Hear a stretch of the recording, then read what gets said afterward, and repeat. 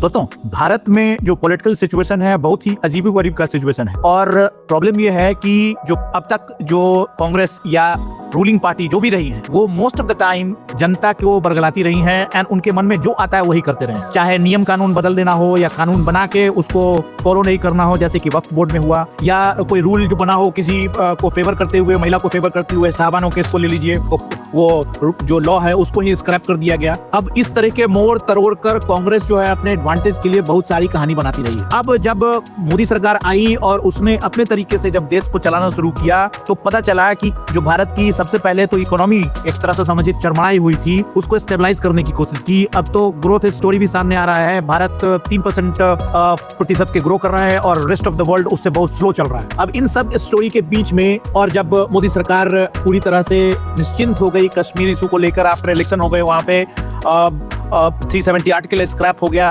सब कुछ बड़ा स्मूथ चल रहा था। लेकिन अचानक से जो पाकिस्तान जो अपना जो प्रॉक्सी वार जो चला रहा है लगातार आईएसआई के थ्रू या किसी स्पॉन्सर्ड टेररिस्ट ऑर्गेनाइजेशन के थ्रू, इन सब के माध्यम से कॉमन लोगों को भी कभी कभी बरगलाता है और घुसपैठ करके भारत में कुछ आतंकी हमले करता है छुटपुट, ताकि वर्ल्ड का अटेंशन वो सीख कर सके और इसी बहाने आंकड़ों से कुछ फंडिंग हो जाए। और ये स्टोरी लगातार चल रही है क्योंकि भारत के में तो जो जिस तरीके से डिपिंग ऑफ डेमोक्रेसी हुआ है, आम जनता अवेयर है और वो जब चाहती है सरकार बदल देती। लेकिन पाकिस्तान में ऐसा नहीं होता। पाकिस्तान में कहने के लिए सिर्फ डेमोक्रेसी है, वहाँ पे मिलिट्री रूल करती है आईएसआई के थ्रू, और जो डेमोक्रेसी जो है वो एक पैजामा है लोगों को बेवकूफ बनाने के लिए, बरगलाने के लिए। पाकिस्तान की इकोनॉमी चरमराई हुई है, वहाँ पे ना तो कोई ग्रोथ हो रहा है और ना ही एज सच कोई प्रोस्पेक्ट दिख रहा है। कितने लोग पलायन हो गए वहां से और होते जा रहे हैं। लेकिन जो जनता बच गई है उसको बेवकूफ बना के आईएसआई या मिलिट्री जो एस्टेब्लिशमेंट है, काउदिलियो जिसको बोलते हैं, लैटिन अमेरिका में भी यही कहानी कभी होती थी। एक तरफ भारत का इकोनॉमी जो है वो थर्ड इकोनॉमी हो गया, सेकेंड इकोनॉमी हो गया, और दूसरी तरफ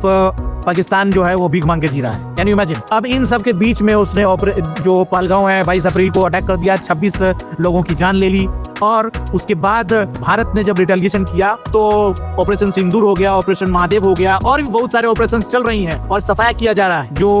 जो भी एस्टेब्लिशमेंट है भारत के खिलाफ एक्टिविटी कर रही है उसके की तरफ स्ट्रॉन्ग एक्शन लिया जा रहा है। पीएम मोदी या भारत की सरकार ने इस पर पूरा स्ट्रॉन्ग तरीके से विचार करके सेना को खुली छूट दे रखी है कि जब चाहे तब वो एक्शन ले सकता है। और इस बीच में विडंबना ये है कि कांग्रेस को एक अच्छा अपॉर्चुनिटी मिला था, राहुल गांधी को एक अच्छा अपॉर्चुनिटी मिला था कि कंधे से कंधा मिलाकर इन मुद्दों पर वो सरकार के इसका साथ देते और बावाई लूटते, आम जनता के बीच में जो अविश्वास तैयार हो रखा है उनके अगेंस्ट वो पैदा करते, विश्वास को जीतने की कोशिश करते। वो ना करके राहुल गांधी या कांग्रेस के कुछ लोग, पता नहीं क्या उनके माइंड में है, व्हाट दे वांट, वो जब कभी भी बाहर जाते हैं तो कुछ ऐसा स्टेटमेंट दे देते हैं जो भारत के ओवरऑल क्रेडिबिलिटी पे क्वेश्चन मार्क लगाता है। और ये स्टोरी इसलिए किया जाता है और उसको वो मीडिया जो है, इंटरनेशनल मीडिया तुरंत पिकअप करती है, पाकिस्तान उसको तुरंत पिकअप करता है। आई फेल टू अंडरस्टैंड, अगर आपके पास कोई डिफरेंसेस हैं भारत सरकार के साथ और बीजेपी के साथ, मोदी के साथ या मोदी लेड गवर्नमेंट के साथ, तो ग्राउंड पर घर में आके लड़ाई करो ना। मैं इस बात को मिस्टर ओवैसी जो हैं वो भी एक ओपोजिशन के लीडर हैं, उनके एटीट्यूड की, उनके अप्रोच की दाद देता हूं। बिकॉज अभी मिस्टर ओवैसी सऊदी अरब आए हुए थे और जिस तरीके से इंटरेक्शन किया उन्होंने और पाकिस्तान को धोया और पाकिस्तान के एजेंडा को नेस्तनाबूद करने की कोशिश की, वो काबिल तारीफ है। ये बताता है कि भारत का मुसलमान जो है वो एंटी इंडिया नहीं है। और on the other hand Congress की जो लीडरशिप है वो बीजेपी सरकार को घेरने के चक्कर में एंटी इंडिया एक्टिविटी कर रही है, और वो भी तब जब भारत को एकजुट होने की जरूरत। कभी राहुल गांधी बोलते हैं कि भाई चाइना ने 2000 किलोमीटर कैप्चर कर लिया, कभी ट्वीट करते हैं कि 1000 किलोमीटर कैप्चर कर लिया, कभी कोर्ट चले जाते हैं बोलते हैं 2000-4000 किलोमीटर कैप्चर कर लिया। उनको वो समझ नहीं आ रहा है कि वो चाहते क्या है। अब रिसेंटली जब डिबेट हो रहा था पार्लियामेंट में तो सबसे पहले डिमांड किया कि भाई मुझे मोदी जी को बुलाइए। मोदी जी उस समय ट्रैवल कर रहे हैं, Modi ji is the prime minister of India, उनके पास बहुत सारे एजेंडा है। On the other hand Modi ji has an army of people who could give response to everything in his absence। Amit Shah है, राजनाथ सिंह है, निर्मला सीतारमण है, जयशंकर है, और ऐसे कितने लीडरशिप तैयार बैठी है किसी भी रिस्पॉन्स के लिए। और पार्लियामेंट में जब सेशन चल रहा है तो Modi ji had some issues, वो बाहर ट्रेवल कर रहे थे, वो बाद में आए भी, उन्होंने भाषण दिया 3 घंटे का, और जस्ट इस बात को लेकर वो वॉकआउट कर जाते हैं जब अमित शाह बोल रहे थे। अब राहुल गांधी चाहते क्या है मेरे समझ में नहीं आया।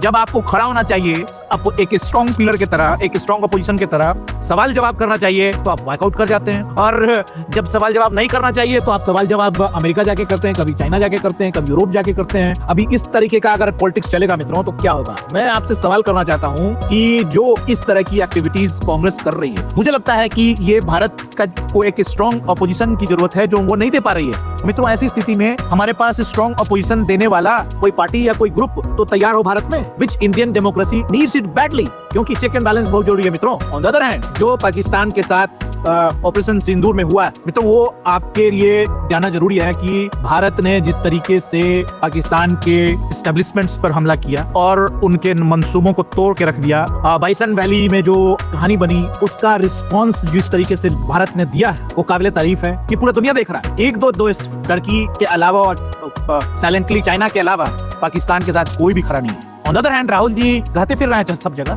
कि भारत को कोई सपोर्ट नहीं कर रहा है। कमाल की बात भाई, जब सपोर्ट हो रहा है तो आप उसको अप्रिशिएट कीजिए ना। आपके पास कोई मुद्दा नहीं है तो मुद्दा उठाइए। गरीबी है, जॉब है, भारत का इंटरनल सिक्योरिटी प्रॉब्लम है, करप्शन है। अब जो करप्शन वाली बात में याद आया, अभी जस्टिस वर्मा का करप्शन का केस है और उसके करप्शन को झांपने के लिए कपिल सिब्बल एंड टीम पूरे इकोसिस्टम के साथ कहानी बना रहा है कि किसी तरह से उसको बचा लिया जाए। अब आप गलत काम करोगे, गलत काम करने वाले के साथ खड़े होगे और कोई दूसरी आड़ लेकर उसको बचाने की कोशिश करोगे तो ऐसे थोड़ी भारत की जनता आपकी इतनी बड़ी बेवकूफ नहीं है मित्रों। वो समय गया कांग्रेस के समय का, जब बातें दबा दी जाती थी, तोड़ मरोड़ कर पेश की जाती थी और भारत की जनता उसको एक्सेप्ट कर लेती थी। सोशल मीडिया अब इतना ज्यादा स्ट्रॉन्ग हो गया है कि अगर आप भारत की जनता को बेवकूफ बनाने की कोशिश करोगे, बरगलाने की कोशिश करोगे तो भारत की जनता आपकी सुनने वाली नहीं है। मित्रों, अमित शाह के स्पीच को अगर आप देखेंगे, गृह मंत्री के, तो आपको पता चलेगा कि भारत ने बहुत ही प्लान्ड तरीके से पाकिस्तान के मंसूबे को नेस्तनाबूद किया। और कैसे किया मैं बताता हूँ आपको। एक तो डिफेंस सिस्टम जो है उसका रडार सिस्टम बहुत कमजोर अपना स्ट्रॉन्ग कर दिया है भारत ने, और जब 1000 से ज्यादा मिसाइलों को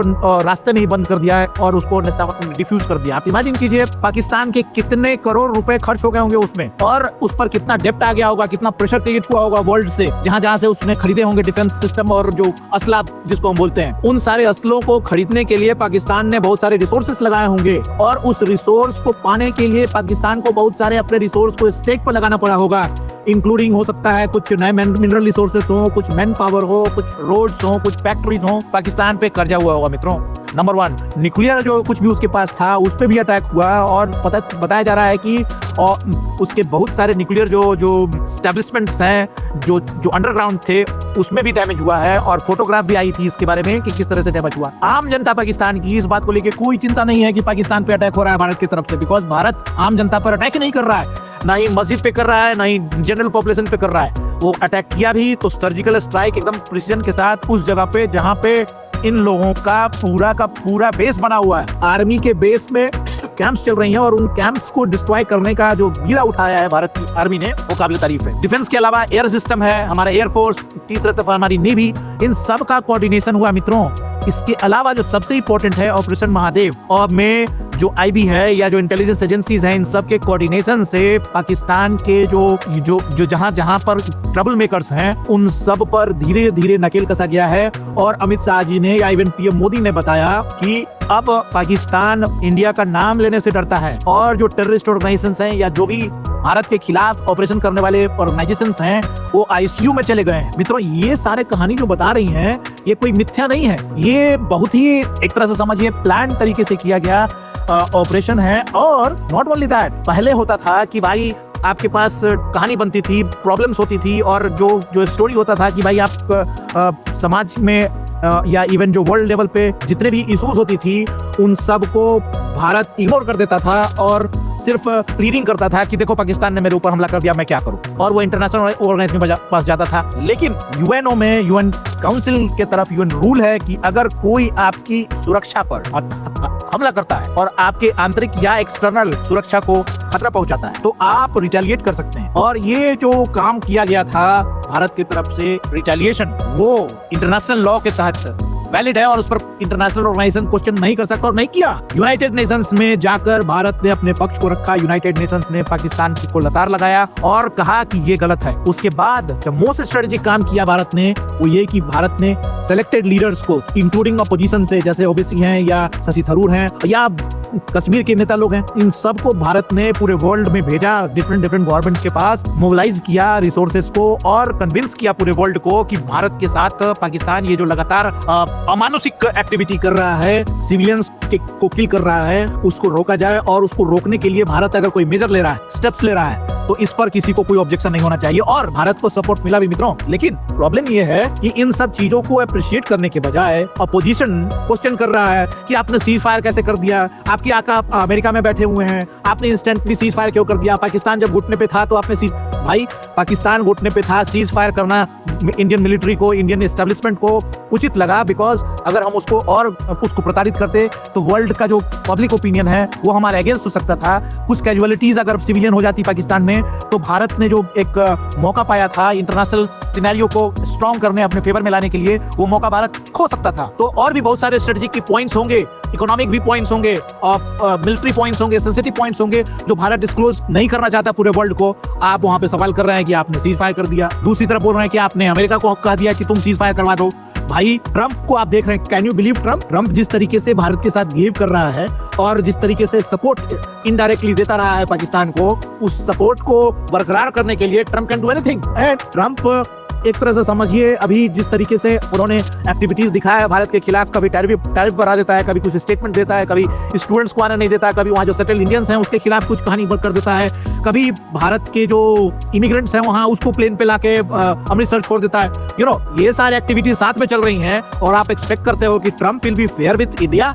नेवर मित्रों। और आप उसकी बात पर विश्वास कर रहे हो कि ट्रंप ने नेगोशिएशन करा दिया? Has Indian government given assent to it? अभी पीएम मोदी ने और जो बीजेपी की जो सरकार है के रिप्रेजेंटेटिव है, सबने खोल कर कहा कि ट्रंप ने कोई कॉल नहीं किया, ट्रंप ने इस मैटर में कोई नेगोशिएशन नहीं किया, ये स्टैंड इंडिया ने लिया था सीज फायर करने का और वो स्टैंड लेगा। लेकिन सीज फायर करने का मतलब ये नहीं है कि वो लड़ाई ऑपरेशन सिंदूर खत्म हो गया और महादेव ऑपरेशन बंद हो गया। Operation will be on as long as these people continue to create problem. ये बात बार बार भारत कह रहा है, लेकिन राहुल गांधी जी रागा लाप रहे हैं कि वो तो ट्रंप ने करा दिया सीज फायर, आप घुटने टेक रहे, आपने घुटने टेक दिए।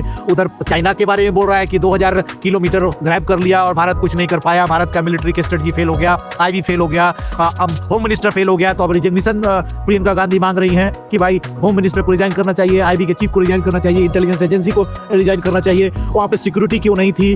भाई इतनी बड़ा देश है, सिक्योरिटी थी, सटेली नहीं थी, तो आप उसको क्वेश्चन किया, ठीक है, that is a good point. But ये कहना कि that was a deliberate ignorance, it's not possible. खासकर कश्मीर में सेना अलर्ट है। अब जब इस तरीके के चीज लगातार हो रहे हो तो भारत बार बार स्ट्रॉन्ग स्टेप लेता है, लेकिन अगर कोई पीठ के पीछे वार करे, सिविलियन पर वार करे, तो ऐसी स्थिति में आप क्या करेंगे? That is the characteristics of inhuman people my friends. मित्रों, आप अगर हमारे इस वक्तव्य को, हमारे इस प्रेजेंटेशन को आपको अगर पसंद आया तो हमारे चैनल को जरूर सब्सक्राइब करें, इस वीडियो को आप शेयर करें और आप अपने विचार कमेंट बॉक्स में जरूर दें। मित्रों, हमने इसके लिए एक रिपोर्ट भी तैयार किया है, अगर आप चाहें तो हमारे सेक्शन में, वीडियो सेक्शन में जाकर उसको देख सकते हैं। पूरा फुल रिपोर्ट है विथ विजुअल्स एंड प्रेजेंटेशन। आपको अच्छा लगे तो उसको भी शेयर करें। मित्रों, आपने समय दिया उसके लिए बहुत बहुत धन्यवाद। हमारे चैनल कानून प्लस को सब्सक्राइब करना ना भूलें। Hope to see you again, till then good bye and adios.